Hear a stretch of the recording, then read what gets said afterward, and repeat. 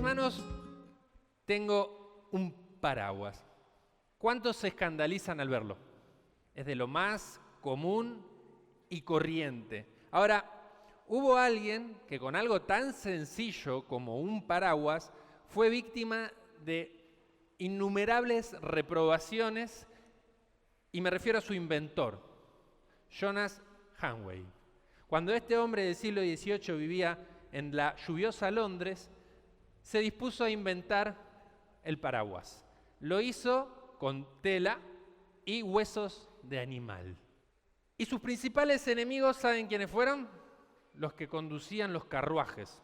Hasta ese momento, la forma de evitar la lluvia, si querías transitar por Londres cuando llovía, era tomarte un carruaje a caballo. Ahora, el tema es que para poder transportarte en uno de estos carros había que tener un estatus social. Nada muy diferente a Buenos Aires del siglo XXI tomarse un taxi, ¿verdad? La cuestión es que cuando Hanway empezó a salir con el paraguas y empezó a caminar por la calle, no solamente estos conductores de los carros lo empezaron a burlar, sino que la sociedad, la gente no estaba lista para algo nuevo, para que una persona se pasee con algo que para nosotros es tan común como un paraguas. Durante más de 30 años a Hanway lo volvieron loco. Si escuchaste bien, 3 décadas de que se burlen de Hanway caminando con su paraguas. Ahora, cuando yo leía esto, me llamó la atención que el tipo se bancó 30 años de que lo bolaceen. Lo cierto es que cuando este hombre murió estaba forrado, hermano. Era rico, porque supo ver lo nuevo en medio de un grupo de personas que se querían quedar en lo viejo. Un ejemplo muy, pero muy bueno de lo que sucede con la naturaleza humana.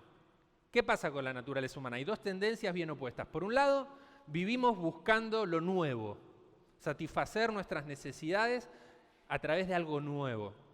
Y a su vez, en manera totalmente contrapuesta y simultánea, somos reticentes a lo nuevo, al cambio, a lo desconocido. Bueno, de esto quiero hablarles en el día de hoy, de lo viejo y de lo nuevo. Ese es el tema de hoy. ¿Qué cosas limitan en nuestra vida que Dios traiga lo nuevo y qué cosas de lo viejo impiden que Dios renueve en nuestras vidas? Buscar lo nuevo del Señor para nuestras vidas es la premisa del cristianismo, ¿verdad? La fe cristiana es siempre buscar qué es lo nuevo de Dios, cuál es el propósito de Dios en este tiempo para mi vida, ¿o no es así? Pero en nuestra naturaleza errática, como les decía recién, también nos resistimos a los cambios, aunque sea Dios quien los implementa. Y de esto, y mucho más, ¿no? Quien puede dar cátedra es Jesús. En Mateo 9, en este capítulo, Jesús comienza demostrando que Él tenía autoridad para perdonar los pecados, en un plano terrenal, ¿no? Antes eran los sacrificios, ahora Cristo estaba acá. Lo nuevo era que Él en la tierra podía perdonar los pecados. Siguiente, en todo esto en el mismo capítulo, va y lo llama a Leví, un recaudador de impuestos que estaba muy mal visto por los israelitas, a que forme parte de su grupo de discípulos. Esto también era algo novedoso, un rabino llamando como discípulo a un recaudador de impuestos. Y a continuación, para rematarla más, el Señor comparte la mesa con los pecadores. Todas cosas que cuestionaban lo viejo de la religión y la tradición israelita. Los fariseos acusaban a Jesús de juntarse con los pecadores y el maestro les decía, yo no vine a llamar a los justos, sino a los pecadores a arrepentimiento. Y cuando pensaba esto dije, no me vengan con que Steve Jobs, Elon Musk, no me vengan con Einstein, Copérnico, radical, así como bien radical, era Jesús. Un día común y corriente en la vida del maestro era suficiente para sacudir los cimientos de más de 1000 años de tradición, religión e historia en Israel. Un día común de Jesús. Por eso, no solo recibía objeciones de los fariseos, sino incluso de los seguidores de Juan. Les invito a que leamos Mateo 9, del 14 al 17. Dice lo siguiente. Los discípulos de Juan se le acercaron entonces y le preguntaron: ¿por qué nosotros y los fariseos ayunamos muchas veces y tus discípulos no? Jesús les respondió: ¿acaso los invitados a una boda pueden estar de luto mientras el esposo está con ellos? Claro que no, pero vendrán días cuando el esposo les será quitado, entonces ayunarán. Nadie remienda un vestido viejo con un paño de tela nueva, porque la tela nueva estira la tela vieja y la rotura se hace peor. Ni tampoco se echa vino nuevo en odres viejos, porque el vino nuevo revienta los odres, y entonces el vino se derrama y los odres se echan a perder. Más bien, el vino nuevo debe echarse en odres nuevos, y tanto lo uno como lo otro se conserva juntamente. Me gusta porque en la respuesta que Jesús les da, nos habla del tema del mensaje, la incompatibilidad entre lo viejo y lo nuevo, aún en cuestiones espirituales, porque la enseñanza y la práctica espiritual de Jesús no daba cabida bajo ningún punto de vista al legalismo judaizante de los fariseos, que lo que hacían era usar la ley para meterle palo y palo al pueblo, así como tampoco le daba cabida a la austeridad de los discípulos de Juan, que se jactaban de ser personas que ayunaban demasiado. Lo que pasaba con estas dos expresiones religiosas era que tanto la una como la otra conducían a lo mismo, que la gente no pueda acercarse a Dios y seguir a Jesús. En estas dos ilustraciones, el Señor lo que hace es aconsejarnos de que debemos romper emocional y espiritualmente con los viejos esquemas y las creencias que nos atan a lo viejo. Porque abrazar lo nuevo siempre implica soltar lo viejo. ¿Cuántos quieren hoy abrazar lo nuevo? Amén. La respuesta de Jesús nos enseña dos cosas, y la primera es que tenemos que romper con la religión. Lo que Cristo estaba debatiéndose tanto con los fariseos como con los discípulos de Juan eran temas de religión, lisa y llanamente. A los judíos de aquellos días lo que les gustaba, sobre todo a los maestros de la ley, era ser como los únicos intérpretes. La voz autorizada eran aquellos que podían entender el verdadero y único significado de la ley, las ordenanzas de Dios, aquellas que habían sido dadas al siervo Moisés. Y si a alguien se le ocurría hacer un nuevo significado, reinterpretarla, esto era un pecado mortal, porque lo que hacía era tocar su orgullo religioso. Por eso cuando Jesús instauró el nuevo pacto y lo que hizo fue correr la ley para que no sea medio de salvación, más o menos que declaró la guerra santa en Israel. Más o menos. Entonces Jesús lo que hizo fue poner la ley en un lugar que sabiamente Pablo define en la epístola a los romanos. Leemos 3:20 Romanos. Por tanto, nadie será justificado en presencia de Dios por hacer las obras que exige la ley. Más bien, mediante la ley cobramos conciencia del pecado. La ley está ahí para que entendamos el pecado. Ahora, me la juego que a muchos de los que estamos en este lugar, alguna vez alguien nos acusó en nuestro pecado, nos señaló, nos hizo sentir mal, y eso puso una carga de condenación en nuestra espalda, en nuestra vida. Alguien nos señaló. Y quiero decirte algo, si hoy estuvieran esa persona y vos y Jesús, y una mesa servida al costado, Jesús se sentaría con vos. No con aquellas personas que quizás te acusaron, te señalaron. Y eso es lo que Cristo hizo con todo aquel que aceptó creer en Él. Lo invitó a que juntos puedan despojarse de los vicios viejos de la religiosidad. Sin embargo, es importante que entendamos que nada de lo que hizo Jesús generó una ruptura con la revelación pasada. Nada de lo que hizo Jesús dejó de ser un avance o una continuidad en el único, eterno plan de Dios. ¿Sí?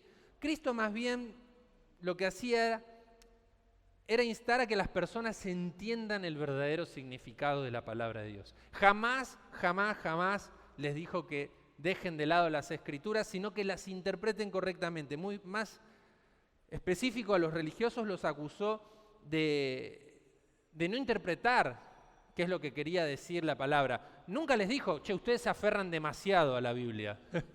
No sé si existe una forma de aferrarte demasiado a la Biblia, sino que les decía, ustedes no están entendiendo lo que dice la palabra. Cuando ellos lo acusaban de compartir la mesa con los pecadores, el maestro les decía, lo que podemos leer en Mateo 9:13, vayan y aprendan lo que significa. Me encanta. Andá y fíjate y aprendé lo que significa misericordia quiero y no sacrificio. Porque no he venido a llamar a los justos a arrepentimiento, sino a los pecadores. De esto hablábamos recientemente. En esta respuesta, Jesús lo que hacía era revelar las palabras del profeta Oseas mientras él cenaba con los pecadores. Estos tipos, los maestros de la ley, acostumbrados a entender el significado de la palabra de Dios desde una charla, digámosle, teológica, de una persona parada en el estrado de la sinagoga, quedaban boquiabiertos cuando Jesús les daba una clase sentado a la mesa con los pecadores. Porque todo lo viejo necesita alcanzar nuevos significados. Ninguno de nosotros es estático. Y Jesús, cuando vino y empezó a hacer todo esto, rompió con la religiosidad. Y a los religiosos Jesús lo que hizo fue acusarlos de usar la religión para levantar muros. Y yo creo que en mayor o menor medida, todos somos víctimas de la religión.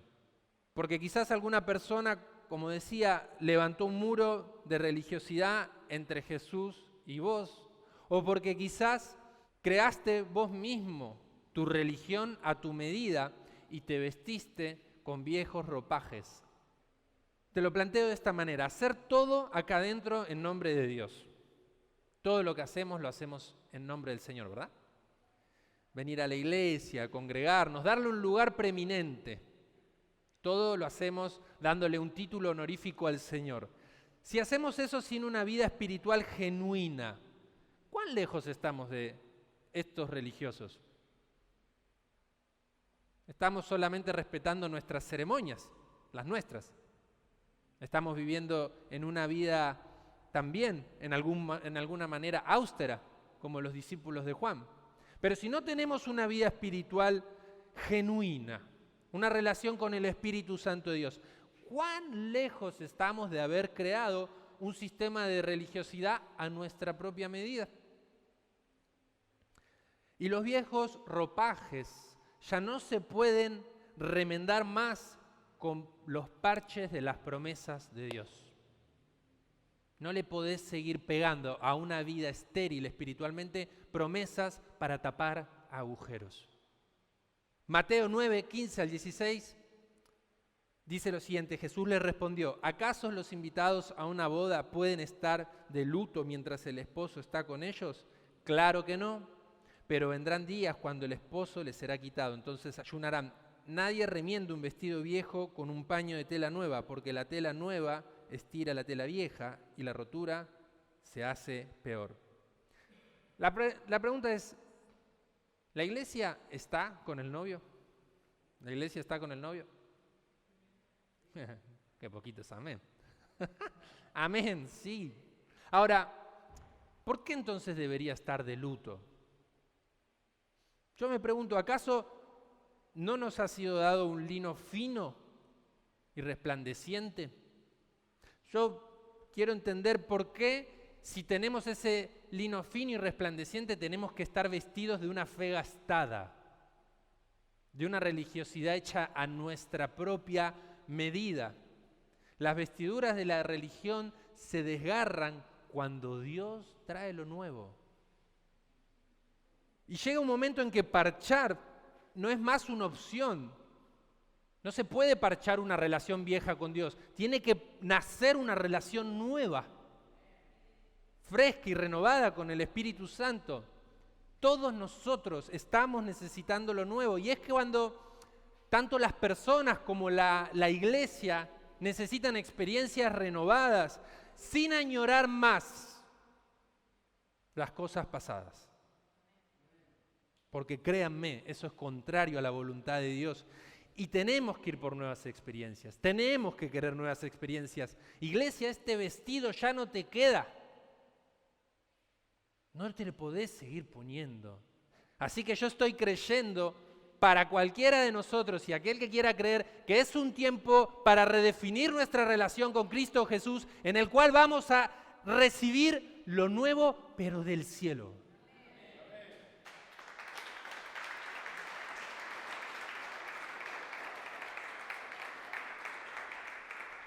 Y es increíble porque esta revelación de lo nuevo, ¿verdad?, viene de un Dios que es eterno e inmutable.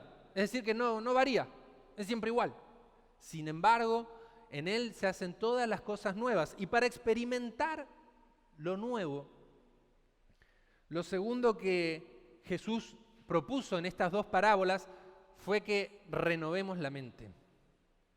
Poné tus manos en tu cabeza, así como yo.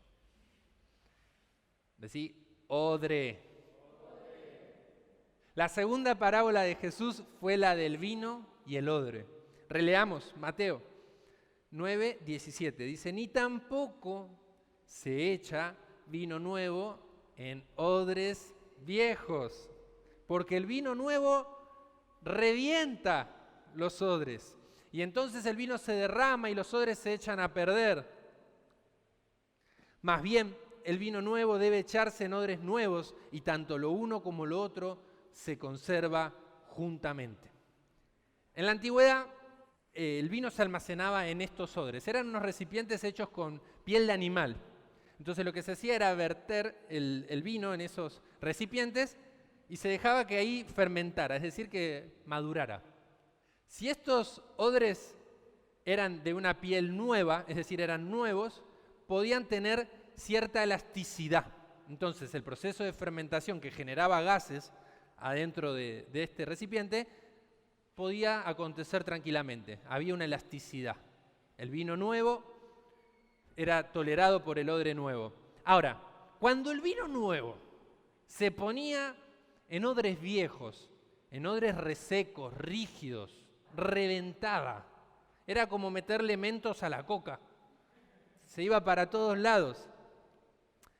Y amados, Dios no nos va a dar un vino nuevo si no hay un odre nuevo, no nos quiere reventar. Pero yo estoy deseando el vino nuevo. Y entiendo que tenemos que convertirnos en odres nuevos. Lo que Jesús le estaba diciendo a los discípulos de Juan era que la vieja mentalidad religiosa del judaísmo no podía recibir este vino nuevo. No entraba el vino nuevo en odres viejos, en una mentalidad de religiosidad. Porque el vino nuevo, es decir, las experiencias nuevas de parte de Dios, necesitan siempre una mente renovada, odres nuevos. Ahora, no creas que siendo el mismo va a haber vino nuevo. ¿Se entiende? Miren lo que dice Romanos 12:2. No se amolden al mundo actual, sino sean transformados mediante la renovación del odre. Así podrán comprobar cuál es la voluntad de Dios, buena, agradable y perfecta. ¿Cómo está tu odre hoy? ¿Cómo está? ¿Ya se amoldó al mundo actual, a tus creencias, a tus experiencias, a tus circunstancias? Cuando pensás en vos mismo, ¿pensás en lo que tenés que dejar de ser o pensás en lo que podrías llegar a ser? Es decir, ¿estás pensando en todo lo viejo que te impide agradar al Dios de la religión? ¿O estás pensando en todo lo nuevo que el Cristo de la gracia te va a llevar a experimentar? ¿Cómo está el odre? Cuando haces el diagnóstico, ¿cómo te da? ¿Saben? Para las mentes estrechas no hay nada más peligroso que las ideas nuevas, porque son capaces de reventar el odre. Y tenés que cuidar de que tu mente no se convierta en un odre viejo, rígido y seco para el vino nuevo que Cristo quiere traer a tu vida. El Señor te va a pedir que tu fe sea más elástica. El Señor te va a pedir que puedas extenderte, que cuando el vino nuevo esté fermentando en tu vida, te quiera hacer expandirte, te quiera hacer crecer, funcione. El Señor quiere que cuando Él te hable de sanidad, el odre aguante. Quiere que creas que cuando Él te habla de que te va a bendecir, te va a restaurar y te va a prosperar, el odre aguante. El Señor lo que está buscando es que en este día es que creas que las cosas viejas pasaron y que hoy son todas hechas nuevas.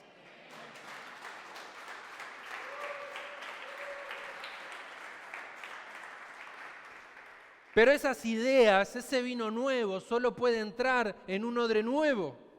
Si no, va a reventar. Y se va a desperdiciar tanto el odre viejo como el vino nuevo. Una persona de mente renovada le ofrece a Dios un odre nuevo para que el Señor en él revele sus planes y cumpla sus propósitos.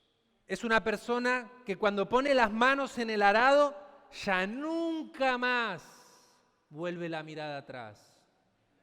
Es una persona que está dispuesta a quemar las naves de lo viejo, a quemar el pasado.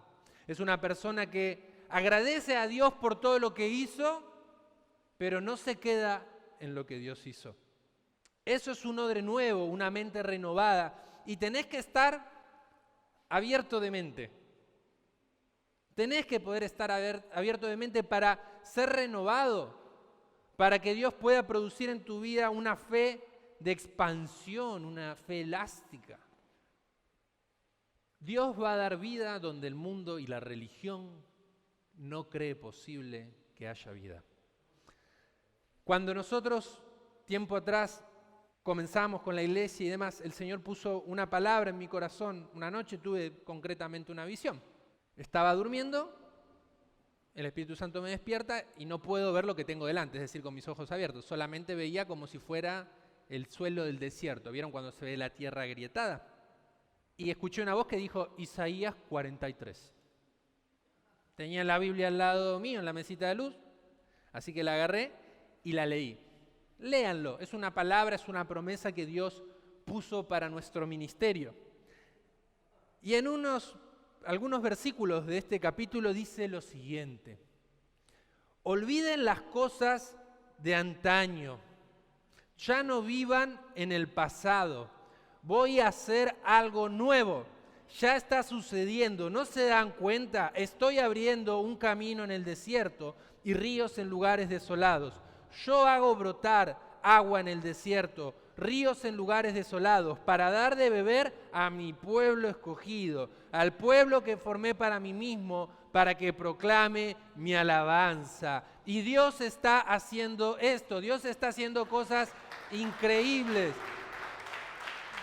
Dios está haciendo brotar agua en el desierto, pero solo los odres nuevos lo pueden ver y lo pueden propiciar. El problema es que cuando tenemos sed de experiencias nuevas, que a veces neciamente lo confundimos con aburrimiento, monotonía, pero en realidad es que se está apagando la llama del Espíritu. El problema es que cuando tenemos en ese momento sed de experiencias nuevas, lo que hacemos es pedir algo nuevo a la medida de una fe desgastada. Y así, amados, es como se apaga la alabanza del pueblo escogido. Imaginen lo siguiente. Imaginen si usáramos un paraguas para cualquier cosa menos para la que se creó. Si usáramos un paraguas cuando no llueve o cuando no hay un sol radiante, lo usáramos de una manera que no tiene sentido. ¿Qué diría don Jonas Hanway? ¿No estaríamos interpretando mal la intención de su creador? ¿De qué hubiera valido entonces para este hombre tolerar 30 años de acusaciones? De nada, porque no hubiéramos entendido la intención del creador, del que trajo lo nuevo. Jesús toleró mucho más. Jesús toleró opresión religiosa, política, y aún así cargó con la oposición del infierno. Todo para que nosotros podamos recibir lo nuevo. Todo para que nosotros recibamos el vino nuevo. Él sufrió infamias, sufrió persecución, humillación y violencia, hasta que lo mataron en una cruz.